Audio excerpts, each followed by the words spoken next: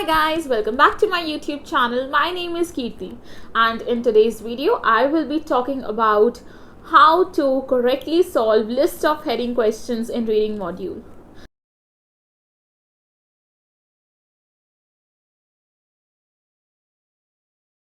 So as you all know, I scored band 8 in reading module, and if you want to see my whole result you can just quickly check out the video mentioned in description. Okay तो उसके अंदर मतलब जो reading है वो मेरी favourite थी because मेरे मार्क्स आ जाते थे. सो बेसिकली इस वीडियो के अंदर मैं आपके साथ लिस्ट ऑफ हेडिंग्स वाले क्वेश्चंस शेयर करने वाली हूँ एंड अपनी टिप्स देने वाली हूँ कि how you can score them. Okay तो अगर हम क्वेश्चन टाइप्स की बात करें तो दो क्वेश्चन टाइप्स हैं जो मुझे लगता था कि मुश्किल है. वो थी list of headings and true false not given. I know वो कितनी मुश्किल है, मतलब मुझे लगती थी.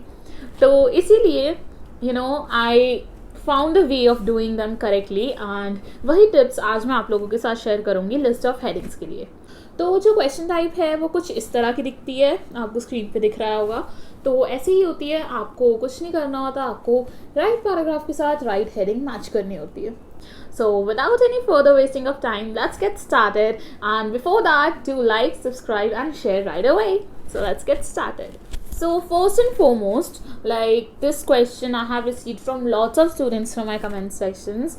So उसके अंदर बच्चे कहते हैं, पूछते हैं एक्चुअली कि दीदी हम पहले सॉल्व करें लिस्ट ऑफ हेडिंग्स या बाद में. And trust me, this is very important question क्योंकि मुझे लगता है ये ह्यूज डिफरेंस 3-4 मार्क्स का डिफरेंस ले आता है. हाउ? तो इसका सिंपल सा आंसर दूँ तो according to me you should solve them first.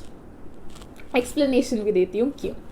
तो होता क्या, जब मैं प्रिपेयर कर रही थी मैंने 1 मंथ प्रिपेयर किया है and I just gave my exam. तो जब मैं प्रिपेयर कर रही थी मैंने डिफरेंट स्ट्रैटेजीज अपना कर देखी हैं and at the end I applied जो कि बेस्ट वर्क करी. तो उसके अंदर list of headings as I mention मुझे भी बहुत डिफिकल्ट लगते थे. तो इसके अंदर क्या था, मैं पहले बाद में ही सॉल्व करती थी बिकॉज मैं देखती थी कि यार इसके लिए तो पूरे इतना बड़ा पैसेज पढ़ना पड़ेगा, इससे अच्छा है कि मैं बाकी क्वेश्चन सॉल्व कर लूँ और फिर ये करूँ. बट इसके अंदर एक प्रॉब्लम थी, जब मैं बाकी क्वेश्चन सॉल्व करती थी उसके लिए भी मुझे कहीं ना कहीं वो और पूरे पैराग्राफ से गो थ्रू होना पड़ता था. और जब मैं लिस्ट ऑफ हेडिंग्स के लिए आती थी तो मुझे वो फिर से रीड करना पड़ता था क्योंकि वाइल सॉल्विंग दोज क्वेश्चंस मैं भूल जाती थी कि कौन से पैराग्राफ में किसकी वो मेन बात कर रहे हैं, जिस वजह से आंसर्स निकल आते थे कहीं ना कहीं बट टाइम वेस्ट हो जाता था. जिस वजह से अगेन अगर सेकेंड पैसेज में हैं हम तो थर्ड पैसेज के लिए टाइम काफ़ी कम बचता था. But when I started solving them first that was amazing क्योंकि जब मैं पहले सॉल्व करती थी तो पहली बात तो मैंने सारे पहले सॉल्व किया तो मैंने एक बार पैराग्राफ गो थ्रू कर लिया, लिस्ट ऑफ हेडिंग्स मिल गई. लिस्ट ऑफ हेडिंग्स मिल जाने के बाद अब मुझे ये भी पता होता था कि हाँ भाई कहीं ना कहीं एक आइडिया रहता था कि यहाँ पे बात हो रही है, यहाँ पे बात हो रही है. तो उसके जो बाद वाले क्वेश्चन थे वो भी ईजिली सॉल्व हो जाते थे. So according to me you should always solve them first. Now come to my second tip. So moving on to my second point. My second point is basically about how to get the right answer. तो इसके लिए आपको words पे नहीं जाना है, you have to search for its meaning. Cause कई बार जो हम कहते हैं ना कि रीडिंग डिफ़िकल्ट थी, डिफ़िकल्टी में क्या होता है, जो आपके वर्ड्स उस पैराग्राफ में मेंशन है वो वही सेम वर्ड्स आपको 3 से 4 हेडिंग में मेंशन कर देते हैं. And if you are just doing that word to word matching तो आप कन्फ्यूज़ हो जाओगे. सो इट्स ऑलवेज बेस्ट कि आप पैराग्राफ जो है उसको ये नहीं है कि हमने एक एक वर्ड का मतलब समझना है. अगर किसी वर्ड का मतलब नहीं पता है चिल रीड करो सिर्फ, ताकि आपको पता लग जाए कि इस पूरे पैसेज के इस पैराग्राफ में ये बात हो रही है. And then you have to match with all the headings. सारी हेडिंग्स को एक बार रीड करो और देखो कि यार ये जो बात कर रहा है जिस बारे में ये बात कर रहा है कौन सी ऐसी हेडिंग है जो बिल्कुल मैच हो रही है. Okay now next thing comes कि बहुत बारी ऐसा होता है, एग्जाम में मेरे साथ हुआ था एंड हर बार ही होता है एक आधा ऐसा पैराग्राफ निकल ही जाता है जिसके आंसर्स जो हैं वो एक नहीं 2-3 लग रहे होते हैं, या तो एक भी आंसर नहीं लग रहा होता और लग रहे होते तो 2-3 आंसर्स लग रहे होते हैं. That's good. अगर आपको 2-3 लग रहे हैं, सपोज आप पैसेज सॉल्व कर रहे हो, उसके अंदर 6 पैराग्राफ हैं और आपको सेकेंड पैराग्राफ का जो आंसर है वो 2-3 आपके पास ऑप्शन निकल आए, इट्स ओके. उन तीनों को मार्क कर लो अंडरलाइन करके कि ये मुझे सेकंड पैराग्राफ की लग रही है. उसके बाद आगे पढ़ते जाओ. सपोज करो कि तुम्हारा 4th पैराग्राफ की जो हेडिंग है वो ऐसी निकल आई जो तुमने ऑलरेडी सेकंड के लिए मार्क करी हुई थी ऑप्शंस के अंदर, तो तुम्हें पता लग जाएगा नहीं यार 4th की तो पक्का ही है, तो इसलिए वो कट आउट हो जाएगी. तो सेकंड के लिए आपके पास अगेन जो लेफ्ट वो ऑप्शंस बचेगी उसमें से आपको चूज़ करना है. And now come to the point कि बाई चांस हमें किसी की लगी नहीं रही हेडिंग है कोई, उसमें भी आपको यही करना है, जॉन सा आपको लग रहा है कि हेडिंग नहीं मिल रही, कोई बात नहीं, उसको छोड़ दो, बाकी पैराग्राफ पढ़ो और हेडिंग ढूंढो। उसके बाद होता क्या है, जो हमारे पास ऑप्शंस हैं चूज़ करने की वो हमेशा ज़्यादा दी होती हैं और जो पैराग्राफ होते हैं वो कम होते हैं। तो जब आप सारी हेडिंग्स मार्क कर दोगे तो you will be left with like 2 to 3 options, और उसमें आप अपना गैस वर्क कर सकते हो। गैस वर्क ऐसे कि आपको इतना तो पता होगा ना यार, इस पैराग्राफ में इस चीज़ की बात कर रही थी, तो जो थोड़ा बहुत भी मिलती जुलती हेडिंग लगे वो मार्क करके आ जाओ, राइट। तो ये चीज़ थोड़ी सी अपना कर देखना। शुरू में डिफिकल्टी आएगी, अगर तुम्हारी इंग्लिश वीक है आपको अंडरस्टैंडिंग में डिफिकल्टी आएगी, बट विद टाइम जैसे जैसे आप प्रैक्टिस करोगे, आप पढ़ोगे डिफरेंट चीज़ें, आपको ईजी होगा।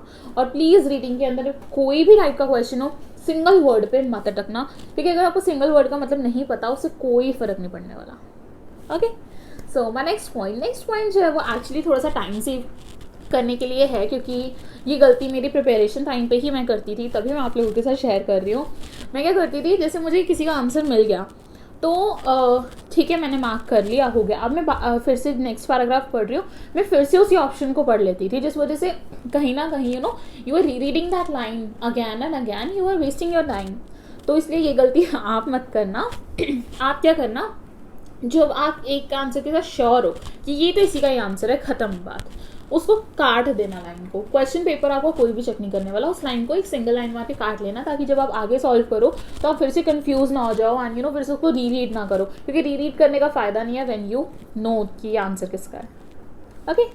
Okay, so my next point is actually for the exam scenario, when a student is running late. Okay, तो कई बार क्या होता है कि थर्ड पैसेज में आते आते पहले एक तो 15 मिनट रह गए, ऊपर से क्या होता है अपनी लिस्ट ऑफ हेडिंग्स मिल जाती हैं, तो अंदर से एंग्जाइटी हो जाती है, अरे बाबा इसके लिए तो ऐसे ही सारा पैसेज पढ़ना पड़ेगा, टाइम ऑलरेडी कम है, क्या करें।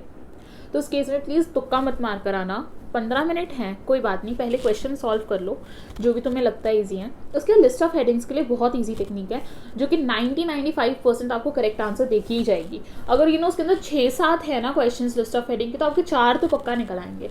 और ये टेक्निक क्या है, आपको पूरा पैसेज नहीं पढ़ना, हर एक पैराग्राफ की सिर्फ first 2 lines and last 2 lines. Chhotu paragraph है तो फर्स्ट टू लास्ट टू पढ़ लेना, बड़ा है तो कई बार उसकी फर्स्ट लाइन इतनी बड़ी होती है, दैट वुड बी इनफ। तो फर्स्ट 2 एंड लास्ट 2 लाइन्स पढ़ना, उससे तुम्हें आइडिया हो जाएगा कि इस पैसेज में इस चीज़ की ही बात हो रही है। तो अगर लिस्ट ऑफ हेडिंग्स को देख के तुम्हें पता लग रहा है कि हाँ यार इस चीज़ की बात हो, किस में कर रहा है, देन यू कैन मार्क। और इस टेक्निक से मैं ये तो नहीं कहूँगी सारे आंसर्स मिल जाते हैं, क्योंकि ऑफकोर्स 1-2 ट्रिकी होते हैं ऑप्शंस, बट येस अगर आपके पास 7 लिस्ट ऑफ हेडिंग्स हैं तो इस टेक्निक से आपको आराम से 3 से 4 आंसर्स मिल जाएंगे। सो ऑफकोर्स इट्स बेटर कि आप तुक्के मारो सारे, इससे अच्छा है कि आप श्योर हो कि किसी चीज़ का आंसर जो है वो मार्क करो। Okay, so these were the few tips. Apart from this यार देखो, जो लिस्ट ऑफ हेडिंग्स हैं मैं तुम्हें ऑनेस्टली बता रही हूँ, ये ऐसी है, अगर गलत होगी तो एक साथ सारी गलत हो जाएंगी, और अगर सही होंगे ना तो एक साथ सारी सही होने वाली हैं। तो लिस्ट ऑफ हेडिंग्स की तुम अच्छे से प्रिपरेशन करना। अगर तुम्हारे पास टाइम है तो मैं तो ये कहूँगी क्वेश्चन टाइप निकालो जिसके अंदर आपको लिस्ट ऑफ हेडिंग्स ही दी गई हो, और ट्राई टू फाइंड आउट।